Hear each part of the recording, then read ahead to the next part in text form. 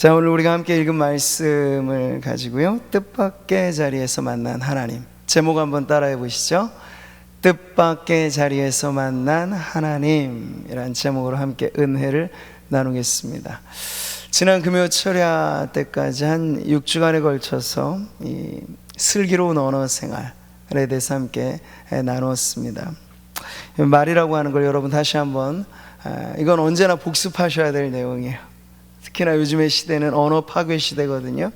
우리 자녀들은 너무나 함축된 신조어들 더미 속에 살고 있기 때문에 아름다운 우리말을 다 사실은 잃어가고 있어요. 이럴 때일수록 우리는 더 정제된 언어를 가지고 하나님 앞에 성도들이 이 슬기로운 언어 생활을 이게 선도해 가야 할 텐데, 말이라는 게 너무나 중요한 거예요. 마음은 보이지 않지만 말로써 그 마음이 비추어진다고요. 말은 마음을 비추는 거울이에요. 우리는 지금 외모가 권력인 시대를 살고 있죠. 그래서 사람들이 입사를 하려고 해도 얼굴을 대단히 많이 손을 봐야 된다는 강박증까지도 갖고 있어요. 근데 여러분, 아무리 얼굴을 예쁘게 단장하고 꽃단장하고 멋지게 하더라도요, 요 입에서 나오는 몇 마디 들어보면 지난 시간 보았잖아요. 누추한 말, 어리석은 말, 아무리 좋은 옷 입고 비싼 차 타고 좋은 집에 살아도 입에서 누추한 말, 어리석은 말이 나오면 그 순간 그 인생의 품격은 와르르 무너지는 겁니다. 근데 반대로 초가삼간에 살아도, 그냥 단벌 신사로 살아도 말이에요, 언제나 그 입에 아름다운 말, 감사의 언어, 진실의 언어, 믿음의 언어가 담겨져 있으면요, 품격 있는 삶을 살아가게 된다는 거죠. 인간의 소통이 사실은 언어로만 이루어지는 것은 아닙니다만, 그래도 대부분의 경우는 말로써 주고받는 대화 속에 의사 전달이 이루어지면서 이 말 때문에 불통이 되기도 하고, 말 때문에 경우에 합당한 말이 그래서 중요한 거잖아요. 그 말을 잘 적재적소하면 소통이 가능하게 되는 겁니다.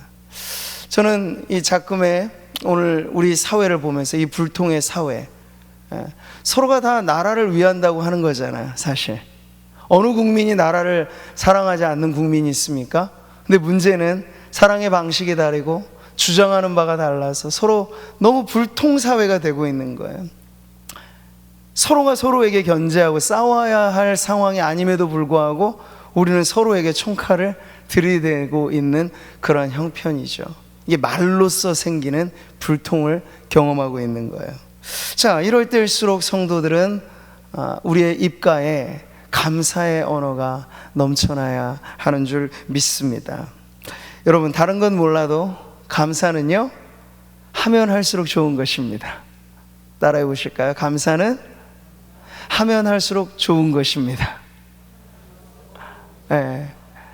쓰면 쓸수록 돈은 줄줄 셀 수 있어요. 그러나 감사는 하면 할수록 늘어가요. 가장 부요한 영적인 재테크는 감사인 줄 믿으시기 바랍니다. 감사 또 감사. 그래서 인간 관계를 아주 원활하게 만드는, 부드럽게 만드는 윤활유가 감사이고요, 하나님과 우리 사이에도 풍성한 복을 누리게 되는 것이 바로 감사라고 하는 축복의 키워드입니다. 다른 건 꼼꼼히 따져보셔야 돼요. 요즘엔 눈 뜨고도 코 베이는 세상이니까 돌다리도 두드려보고 걷는다. 신중해야 됩니다. 그런데 여러분, 감사는 사실 저는 그렇게 말씀드리고 싶어요. 무턱대고 하셔도 돼요. 감사는 넘어져도 감사, 일어나도 감사, 아침에 눈을 떠도 감사, 밤에 눈을 감아도 감사, 그냥 입에 달린 말이 감사가 되면 좋을 것 같습니다. 감사는 조건 없이 하는 거예요. 그냥 무조건 해도 손해보지 않는 게 감사인 줄 믿습니다. 자, 왜 그럴까요, 여러분? 오늘 말씀과도 연결되는데요, 우리가 받은 은혜 때문에 그래요. 여러분, 우리가 받은 은혜의 특징이 있죠? 세상의 모든 것은 조건적이에요. give and take예요. 주는 게 있어야 받는 것도 있고, 받았으면 또 줘야 되기도 하고, 이게 세상의 거래적인 관계인데, 은혜는 그걸 깨고 오는 거죠. 조건을 뛰어넘는 것이 은혜입니다. 하나님이 우리에게 주신 은혜는 조건에 부합한 은혜가 아니고 무조건적이라 할 만큼 압도적인 것이 은혜인데, 자, 우리가 받은 은혜가 무조건적인 은혜이기 때문에 하나님 앞에서의 감사 역시도 무조건적인 감사가 가장 아름다운 감사인 줄 믿습니다. 오늘 야곱의 인생 스토리를 보면서 그의 인생 아주 뜻밖의 자리에 찾아오신 하나님과의 만남을 통하여 받은 은혜를 보면서 오늘 저와 여러분도 다시 한번 이 코로나가 모든 것을 경색시키고 두렵게 만드는 이러한 상황 가운데 우리가 빼앗기지 말아야 할 이 감사, 그리고 잊지 말아야 할 하나님의 은혜를 되새기는 그러한 복된 밤 되기를 바랍니다. 여러분, 헤르만헤세의 데미안을 시작한 아주 명쾌한 경구가 있습니다. 인생의 의미를 아주 농도 있게 보여주는 표현이죠. 새는 알에서 나오려고 투쟁한다. 알은 세계이고 태어나려고 하는 자는 한 세계를 깨뜨리지 않으면 안 된다. 아주 치열함을 보여주는, 알이라고 하는 새 아주 작은 세계도 이 한 세계가 깨어지고 나올 때 새로운 세계를 경험하게 되는, 이 데미안이라고 하는 것이 일종의 성장 소설인데 그것을 아주 이 경구처럼 표현해주고 있어요. 근데 저는 성경의 인물 중 이런 아주 치열하고 투쟁적인 인생의 대명사가 누군가 하면 단연코 야곱이라고 하는 인물을 우리가 꼽을 수 있다고 생각합니다. 그는 인간적인, 너무나 인간적인 캐릭터라고 할 수 있어요. 그래서 우리는 야곱을 대할 때 사실 부담이 좀 없어요. 등장서부터 흠을 찾아볼래야 찾아볼 수가 없는 몇몇 사람들도 있잖아요. 뭐 사무엘 같은 분, 다윗 같은 분, 신약으로 넘어오면 세례 요한 같은 분, 사도 바울 같은 분, 견주면 우리가 기가 죽어요. 그런데 야곱이라고 하는 믿음의 사람 앞에 서면, 야, 야곱이 참 나를 닮았다. 그리고 내가 쓰러지고 힘들 때마다 야곱을 보면, 아, 나도 야곱을 닮아서 지금 이렇구나 하는 것을 보면서 한편에는 안도감, 위안, 뭐 이런 것들을 갖게 만드는 인물 중에 한 사람이 바로 야곱이죠. 근데 야곱은 너무나 치열한 인생을 살았더랬어요. 태어날 때부터 아시잖아요. 뱃속에 쌍둥이를 임신했는데 형보다 조금 더 일찍 나와서 자기가 형이 되려고, 그 갓난쟁이가 무슨 생각을 해서 그랬겠어요. 거의 이건 그래서 뼛속 깊숙이 경쟁의 DNA가 아예 야곱의 정체성이라고 할 만큼 그는 태어날 때부터 아주 투쟁적인 인간으로 태어난 거죠. 야곱의 그 인생의 시작이 이러했습니다. 악작 같은 인생, 악으로 깡으로 사는 인생. 자, 그러다가 결정적으로 그에게 찾아온 기회를 가지고 그가 이제 한몫 잡으려고 합니다. 배고픈 형을 설득해서 팥죽 한 그릇에, 오늘날로 따지자면 엄청난 협상을 한 거예요. 협상의 대가라고 해도 좋겠어요. 그만큼 에서는 사실 장자의 명분을 경홀히 여긴 망령된 인생의 대표죠. 근데 야곱은 그걸 너무나 원한 나머지 불합리한, 부당한 방식의 협상으로 그걸 얻어내요. 뿐만 아니라 명분만 가지면 안 되고 실제하는 축복을 얻기 위해서 엄마와 작당모야의 대단한 위장수를 발휘해서 아버지에게 장자의 축복까지 받아내죠. 된 거예요. 명분도 가졌고 축복도 받았으니 이제 쨍하고 해 뜰 날 내게 돌아온다, 이렇게 야곱이 기대했죠. 그런데 여러분, 그 다음에 페이지가 어떻게 열립니까? 정반대의 상황이 연출되는 거야. 에서가 살기 등등하여, 야, 아버지 곡할 때가 오면 내가 내 동생 잡아 죽인다. 그러한 살해 위협을 받으면서 급기야는 집을 떠나 도망하는 처량한 신세로 일순간 전락해 버리게 된 거죠. 자기가 꿈꿨던 미래하고는 전혀 다른 거예요. 장자의 명분, 장자의 축복과는 전혀 다른 인생으로 그가 나아가게 되면서 이 라반의 집으로 향하는 이 도망자의 신세. 오늘 우리가 읽은 본문은 바로 그 대목에서 시작하는 거예요. 다시 한번 여러분 보시죠. 야곱이 브엘세바에서 떠나, 같이 한번 읽어보세요. 하란으로 향하여 가더니 한 곳에 이르러는 해가 진지라. 거기서 유숙하려고 그곳에 한 돌을 가져다가 베개로 삼고 거기 누워 자더니. 지금 야곱이 머무는 곳에 이 장소를 보여줍니다. 옛 지명으로 루스라고 불린 도피처라는 뜻이에요. 그러니까 철학 맞은 도망자의 신세인 야곱에게 참 어울리는 이 환경인 거죠. 그 땅에 그는 지금 혈혈단신 버려진 듯한 도망자입니다. 지금 먼 길을 걸어오느라 지칠 대로 지쳐 있어요. 해는 또 뉘엿뉘엿 지고 있습니다. 해 뜰 날의 인생을 기대했건만 벌써 그의 인생은 해질녘이 되어가는 것 같은 분위기마저 아주 새드하게 우울하게 지금 만들어지고 있는 거예요. 짙은 어둠이 곧 깔릴 마당이에요. 그래서 노숙하는 신세로 하늘을 지붕 삼고 땅을 방바닥 삼고 돌을 베개 삼아서, 그 루스라고 하는 지역은 이제 야곱의 인생에 잊지 못할 장소예요. 가장 곤두박질 친 그 인생, 절망의 자리를 할 수 있는 그곳에 그가 지금 자리를 깔고 누워있는 상태이죠. 이런 야곱에게도 여러분, 우리가 알듯이 출생의 비밀은 있었어요. 엄마 뱃속에서부터 들려진 예언이 있었죠. 무슨 예언입니까? 큰 자가 어린 자를 섬기리라. 야곱은 그냥 가만히 있으면 때가 되면 이루시는 하나님의 역사를 통해서 이와 같이 될 사람으로 하나님께서 부르셨어요. 근데 문제는 뭐죠? 야곱뿐만 아니라 우리가 늘 걸려 넘어지기 쉬운 대목이 이거예요. 기다릴 줄 모른다는 거, 조급하다는 거. 조금만 더 참으면 되는데 조금만 더 인내하면 되는데 말이죠, 그걸 못해서 결국은 수를 쓰는 거예요. 무슨 수? 인간적인 수를 쓰는 거예요. 장꾀를 내는 거예요.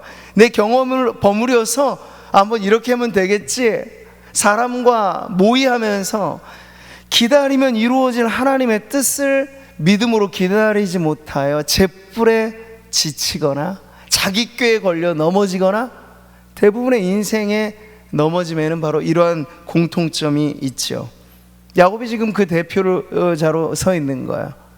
하나님의 뜻을 자신의 방법대로, 인간적인 방법대로 이루려다 걸려 넘어진 모습, 바로 그것이죠. 자, 오늘 기도하는 이 자리에 저와 여러분 각각 다른 곳에 있으시지만 우리의 삶의 형편은 또 다르지만은 않을 거예요.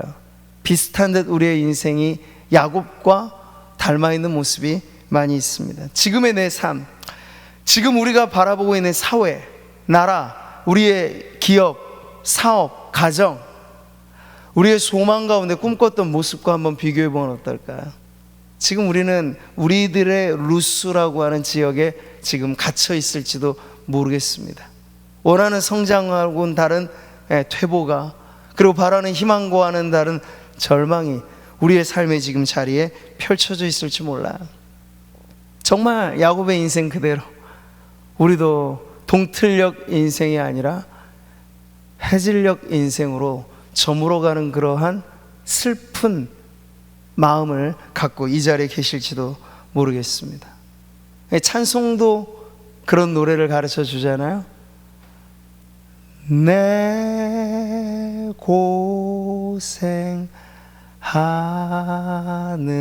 것 옛 야곱이 돌베개 베고 참 갔습니다.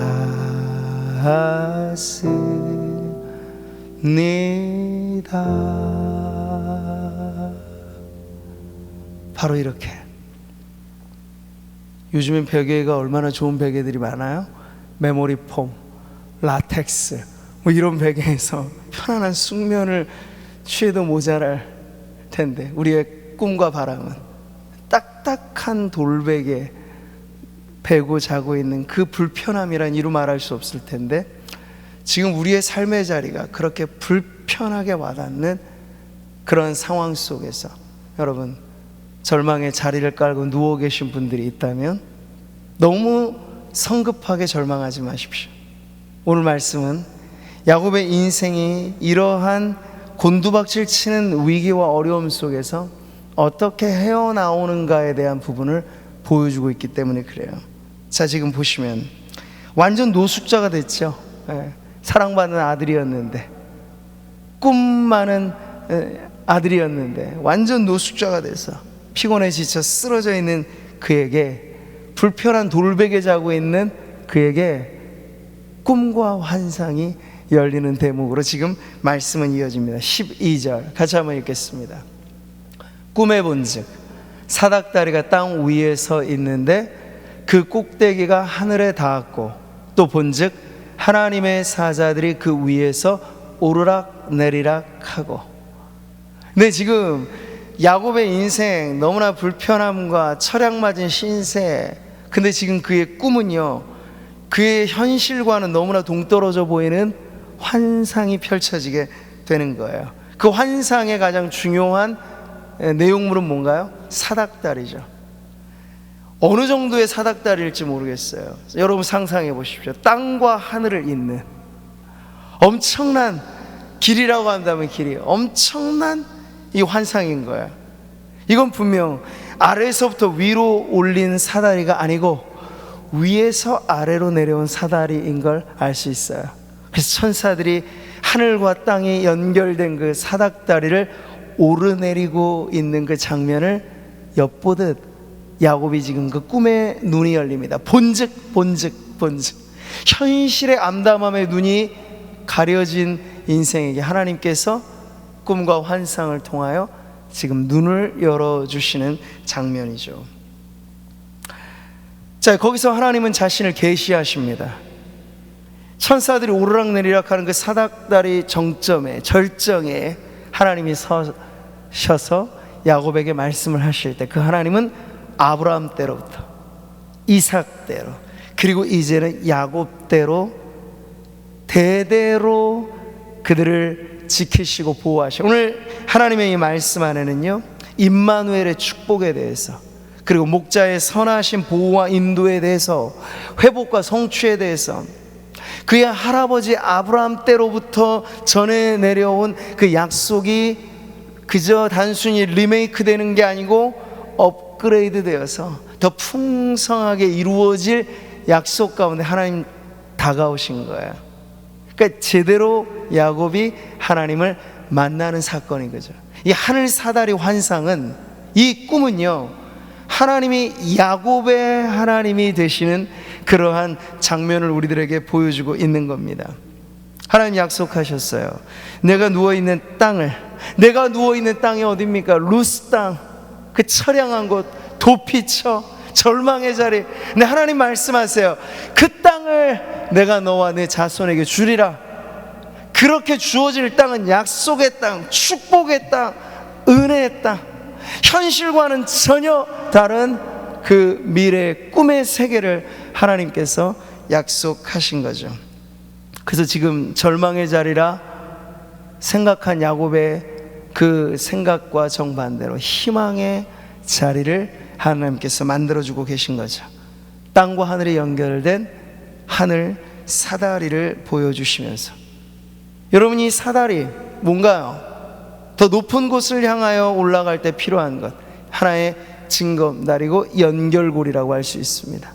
현재까지 야곱은 자신의 꾀로, 자신의 방법으로 한번 기어 올라가려고 했어요. 성공이라고 하는 자기의 사다리를 만들려고 했어요. 근데 그 꿈은 아래서 위로 놓기에는 부적절한 것이고, 그래서 안 되는 것을 하나님께서 참패를 경험하면서 알게 해주셨어요. 근데 그것과는 전혀 다른 사다리가 내려온 거예요. 하나님이 직접 내려주신 사다리, 끊겨진 연결고리가 연결되어진 바로 그것. 여러분, 이 하늘 사다리의 환상은 이제 야곱의 시점에서 보면 엄청나게 먼 훗날에 있게 될 하나의 예언을 보여주는 상징물이었죠. 그게 뭔가요? 같이 한번 이 말씀 읽겠습니다. 또 이르시되 진실로 진실로 너희에게 이르노니 하늘이 열리고 하나님의 사자들이 인자 위에 오르락 내리락 하는 것을 보리라 하시니라. 이 하늘 사다리, 끊어진 하늘과 땅을, 끊어진 하나님과 인간의 관계를 연결하는 그 하늘 사다리, 바로 우리의 구원자로 이 땅에 오실 예수 그리스도에 대한 예고를 지금 야곱은 그의 처절한 인생의 막다른 길목에서 경험하게 되는 것입니다. 자, 여기서 우리는 뜻밖의 자리에서 뜻밖의 방식으로 찾아오신 하나님의 방문을 받은 야곱, 이 인생 스토리가 무엇을 가르치는가? 바로 하나님의 은혜는 이와 같다 하는 걸 지금 가르쳐주고 있는 거예요. 여러분, 이 모든 것이 우리는 몇 번, 아니 수십 번, 수백 번 이 본문을 읽고 설교도 듣고 하니까 익숙하지만, 야곱이 그 현 시점에서 여러분 경험했을 때 눈이 열리고 하늘의 환상이 보이고 엄청나게 기가 막힐 일들이 지금 펼쳐진 그때 그 순간에 여러분 마음을 한번 이입해 보신다면 이 엄청난 사건이라고 할 수 있죠. 근데 이 모든 것이 하나를 가르쳐주고 있어요. 하나님의 은혜는 예측 불허의 특징을 가지고 있다. 한번 따라해 보실까요? 하나님의 은혜는 예측 불허의 은혜이다. 우리 인간 편에서 그렇다는 거예요. 이 부분이 아주 중요한 내용입니다. 야곱의 이전까지 인생은 자기가 써내려간 각본대로 인생이 풀어질 거라 생각했는데 오히려 그 각본대로 안 된 거잖아요. 근데 지금 대목에서부터 야곱의 전체 인생을 우리가 이제 보게 될 때 그 인생을 움직이는 작가와 연출가와 감독이 한 분 계시니 그분이 바로 우리의 하나님이신데, 하나님께서 써주신, 우리는 모를 일이지만, 그래서 우리에겐 예측 불허이지만 하나님의 그 탁월한 연출과 각본에 의하여 움직이는 우리의 인생이야말로 우리의 생각과 다른 진정한 의미에서의 성공, 진정한 의미에서의 성취를 보여주는 것이라 하는 걸 우리가 알게 되는 거죠. 하나님의 이 뜻밖의 방문을 받기 전까지 야곱은 이 사실을 알지 못했어요. 모든 것이 다 짜진 각본대로 움직여야 직성이 풀리는 사람이었는데, 이제 야곱이 알다가도 모를, 도무지 예측할 수 없는, 오늘 우리가 살아가는 세상처럼 불확실성이 감도는 그의 인생을 살아갈 때 확실한 은혜가 그에게 찾아오는 이 절묘한 만남을 경험하게 되는 거죠. 사랑하는 성도 여러분, 여러분의 인생도 한번 잘 곰곰이 생각해 보십시오. 내가 계획한 대로, 내가 쓴 내 인생의 각본대로 우리가 살아왔던가요? 아닙니다. 돌아보면 알아요. 아, 인생은 내가 계획한 대로가 아니라 하나님의 뜻대로, 하나님의 원하심대로 살아가는 것이구나. 그러니 조급하지 말자, 그러니 낙심하지 말자. 하나님의 때, 하나님의 방법으로 이루어질 줄 믿으며 살자. 이게 우리의 인생의 신조, 우리의 인생의 좌우명이 되어야 할 줄 믿습니다. 살아온 생을 돌아보면 우리도 그랬다는 걸 알 수 있어요. 뜻밖의 자리에 주님이 우리를 찾아오셨어요. 허랑방탕한, 말하자면 탕자와 같고 탕녀와 같이 그렇게 해프게 우리의 원대로 모든 걸 탕진하며 살아갔던 우리 인생의 그 실패 현장에 예수님의 십자가가 우뚝 세워져 있지 않습니까? 우리의 최고로 낭망한 그 자리에 여러분, 최고의 희망의 등대가 반짝반짝 빛나올랐던, 올랐던 그런 경험을 우리는 하나님의 은혜를 체험한 하나님과의 만남의 자리에서 경험하여 여기까지 살아오게 된 것입니다. 절망 중에 찾아온 희망, 이 모든 것이 하나님의 은혜란 뜻밖의 예고 없이, 그래서 하나님의 은혜는 미리 보기란 사실 필요치 않아요. 언제나 우리에게 찾아올 때 우리를 깜짝 놀라키는 그런 특징이 예고 없이 찾아오는 은혜이기 때문이죠. 여러분, 요한복음 5장을 보면 바로 그런 사건이 나와요. 베데스다, 그 안에 있는 이 우물 이야기죠. 기적의 물 웅덩이로 소문난, 믿거나 말거나요. 성경에 보면 과로의 그 지문이 엮여져 있어요. 그래서 그 의미가 여러 사본상에 이 부분이 있다 없다를 표현해 주는 얘기도 하지만 이게 사람들의 세인들이 가졌던 믿음이기는 합니다. 하지만 이게 얼마나 정확한 것인지에 대하여 확실성을 부여해 주진 않아요. 그러나 어쨌든 그 물웅덩이에 담겨진 전설과 물웅덩이를 대하는 사람들의 신앙이 있었으니 천사가 가끔 내려와 물이 움직일 때 누구라도 먼저 가면 질병이 고침받는다. 이런 기적의 물 웅덩이가 있었어요. 베데스다의 이름은 은혜 자비의 집이에요. 근데 여러분, 그 장면이 은혜로운 듯 보이지만 자세히 관찰해 보면 아니란 걸 알 수 있어요. 천사는 자주 오지 않아요. 아주 가끔 와요. 그리고 제한된 조건이 있어요. 2등, 3등은 안 돼요. 무조건 1등만 고침받을 수 있어요. 1등만 알아주는, 무슨 세상, 우리가 그러잖아요. 지금 베데스다 물웅덩이, 기적은 기적입니다만 매우 제한된 은혜를 보여주는 곳이죠. 근데 여러분, 이곳에 진정한 기적이 찾아옵니다. 진정한 은혜의 집에서 38년 된 병자가 또 거기 웅크리고 있어요. 38년, 꽤나 오래된 병색이 짙은 그 사람이 누구라도 나 좀 도와주어야 물웅덩이에 갈 수 있는 형편이에요. 근데 여러분, 1등만 알아주는 세상에 누가 나를 도와줄까요? 도와주는 즉시 내가 2등이 되고 내가 3등이 되는데 아무도 안 도와주는 거예요. 그래서 은혜의 집에서 비은혜의 쓴물만 매번 들이켰던 이 38년 된 병자에게 누군가 찾아오죠. 우리 이 말씀 같이 한번 읽어볼까요? 예수께서 그 누운 것을 보시고 병이 벌써 오래된 줄 아시고 이르시되 내가 낫고자 하느냐. 그에게 걸어온 기적, 기적 중에 기적, 바로 예수 그리스도께서 참된 은혜란 이것이다. 예측하거나 예상을 뛰어넘고 이 38년 된 병자가 예수님을 찾아온 게 아니에요. 수소문 끝에 만난 것도 아니에요.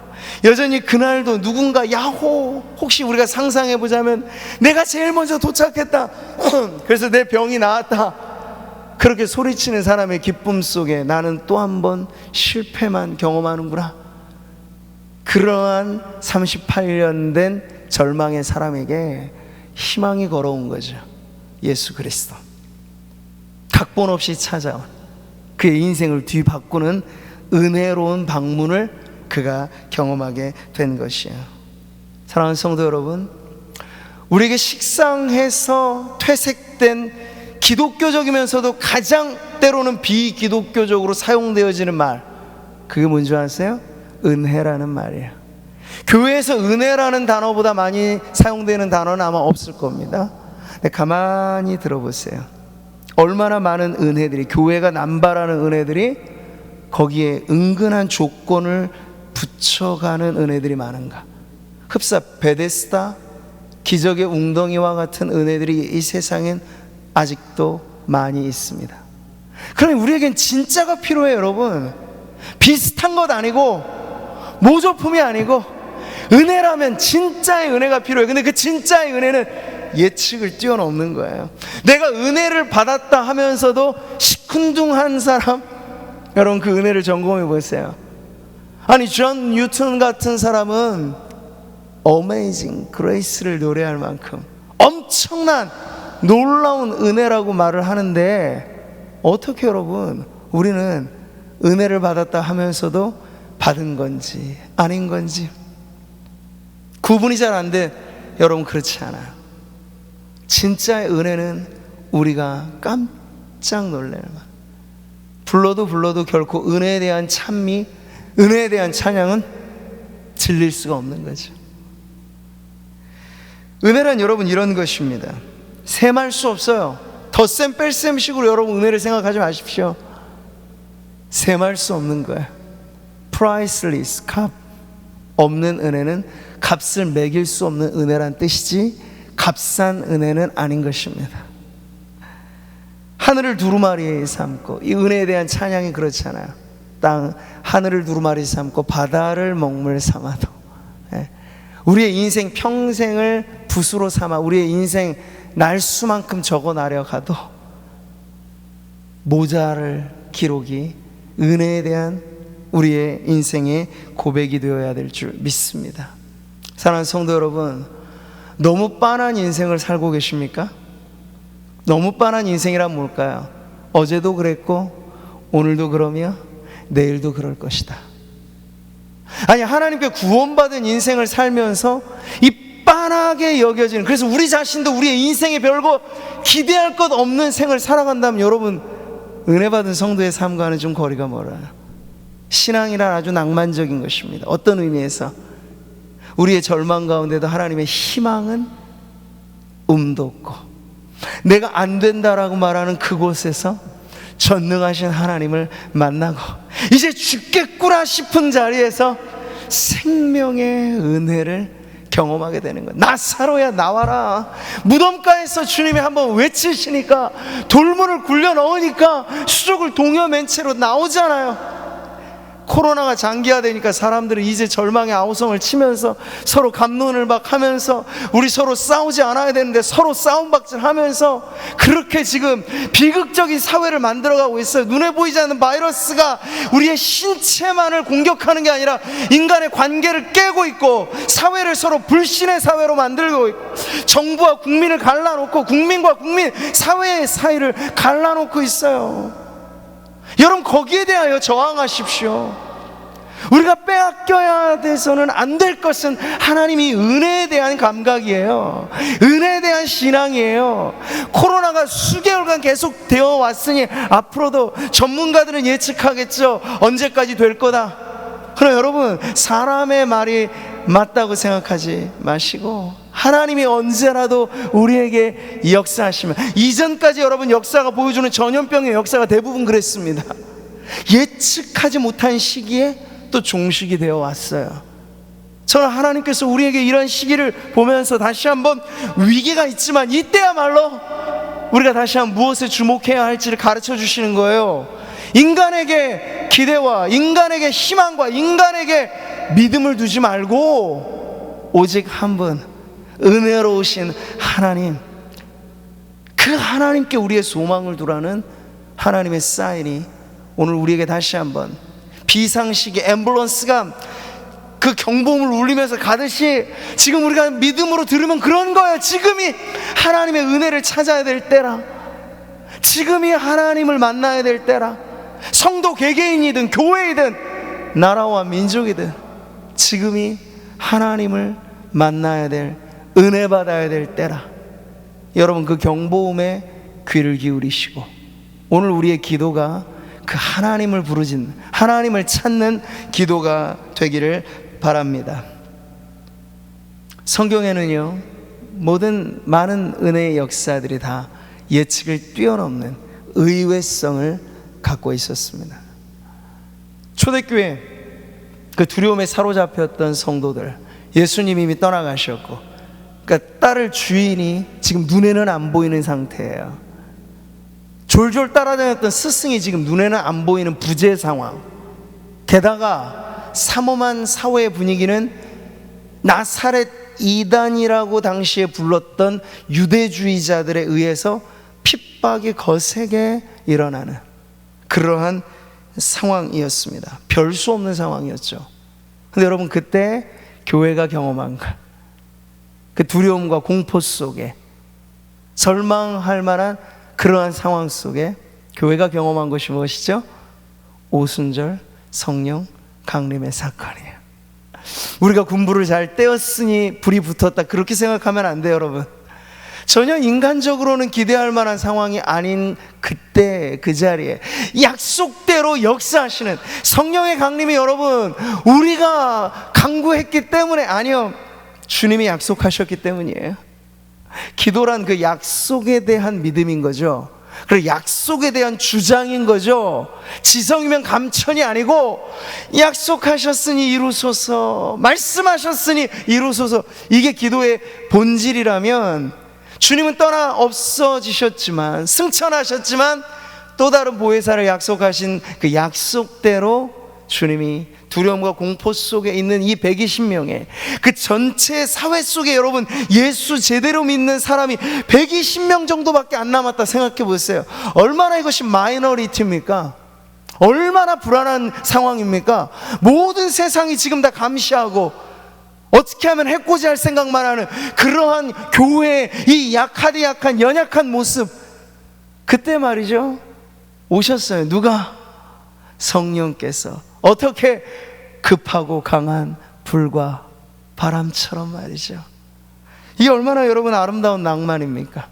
절망이라 말한 그곳에 희망의 불덩어리가 급하고 강한 바람과 불처럼 임하신 거예요. 그때 성경이 여러분 무엇을 말합니까? 오순절 날이 이미 이름에 그들이 다 같이 한 곳에 모였더니 호련히, 여기에 주목해 보세요. 호련히 하늘로부터 급하고 강한 바람 같은 소리가 있어. 여러분 바로 이거예요. 호련이라고 하는 건 갑자기 예상을 뛰어넘고, 아니 예측하지 못한 때, 이게 바로 은혜의 속성을 그대로 보여주는 것이죠. 사랑하는 성도 여러분, 은혜로우신 하나님을 믿으시기 바랍니다. 여러분 지금 어떤 자리에 있습니까? 여러분의 가정은 어떠한 자리입니까? 여러분의 자녀들은 지금 어떠한 상태입니까? 여러분의 생업의 현장이 어떠합니까? 그러나 그 모든 것을 하나님 앞에 가져와 보세요. 그리고 하나님이 어떠한 분이신지를 여러분 보면서 여러분의 문제, 우리의 공통의 이 어려움들을 두고 볼 때 과연 성경은 우리들에게 무엇을 가르쳐 줍니까? 하나님은 은혜 베푸시기에 부족함이 없으신 분입니다. 은혜 베풀 자에게 은혜를 베풀고, 같이 읽습니다. 긍휼히 여길 자에게 긍휼을 베푸시는 분. 하나님은 매우 주권적으로, 그래서 야곱과 같은 인생도 그 태어나기 이전부터도 이미 하나님은 큰 자가 어린 자를 섬기리라 은혜의 약속을 말씀하신 분이셨어요. 그럼 여러분, 우리도 하나님이 단정짓지 않은 오늘 우리의 현재와 미래를 여러분이 속단하지 마시고 은혜로우신 하나님의 그 예측 불허의 은혜에 우리의 기대가 참 그 믿음을, 그 믿음의 그릇을 한없이 크게 내 입을 크게 열라 내가 채우리라 하신 말씀대로 크게 열어서 하나님 앞에 나아가는 믿음의 백성들 되시기를 바랍니다. 그러면 여러분 알게 될 거예요. 보라 지금은, 이게 우리들에게 오늘 강력하게 여러분 외쳐지기 바랍니다. 보라 지금은, 어제가 아니에요, 내일도 아니에요. 지금은, 오늘 우리들에게 지금은 고난의 때고, 지금은 코로나 시기고, 지금은 야곱의 루스처럼 도피처를 찾아야 될 만한 철학 맞은 인생일지 모르나 여러분 지금 우리에게 이 말씀이 들려지기 바랍니다. 같이 한번 크게 읽어보세요. 보라 지금은 은혜 받을 만한 때요, 보라 지금은 구원의 날이로다. 할렐루야. 이 말씀 앞에 우리가 오늘 야곱이 경험한 하늘 사다리의 환상과 은혜의 체험과 같이 여러분 우리의 인생 가운데도 끊겨진 하나님과 우리 사이의 관계를 열어주셨던 예수 그리스도로 말미암아 하나님 앞에 더 크고 놀라운 은혜를 우리가 경험하는 이 답답하고 힘든 현실 속에 경험하게 되기를 축복합니다. 그러면 여러분 우리의 인생에도 루스라고 하는 땅은 이제 더 이상 도피처가 아니고 베델이라고 하는 하늘의 문이 열린 자리로 바뀌게 될 줄 믿습니다.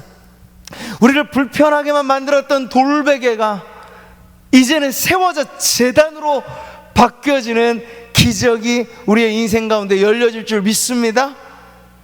더불어 에서의 살기등등한 그 저주가 변화하여 하나님의 축복으로 임하여지는 역전의 주인공에 바로 저와 여러분, 기도하는 모든 성도들이 나아가게 되시기를 주님의 이름으로 축복합니다.